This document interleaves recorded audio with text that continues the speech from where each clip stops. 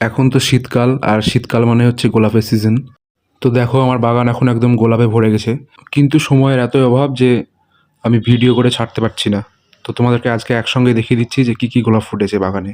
তো লাল গোলাপটার আইডিয়া আমি জানি না, লোকাল নার্সারি থেকে নেওয়া। আর এই যে এইটা হচ্ছে হেডলাইনার, আর এটা হচ্ছে এলভিস। খুব সুন্দর একটা গোলাপ, আর ভীষণ সুন্দর সেন্টও আছে এর।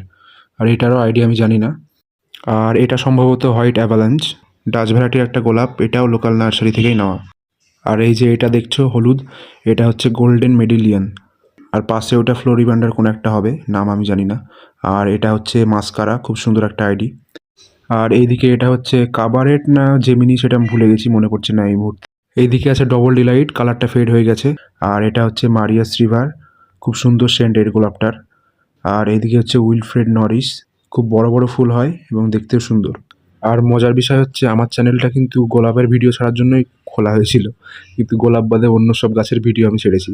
গোলাপের ভিডিও আছে, তবে কম। তো যাই হোক, এই বেগুনি কালারের যে গোলাপটা দেখলে, এটা হচ্ছে সেই জাপানিজ গোলাপ সিউন। খুব সুন্দর একটা আইডি, প্রচুর ফুল হয়।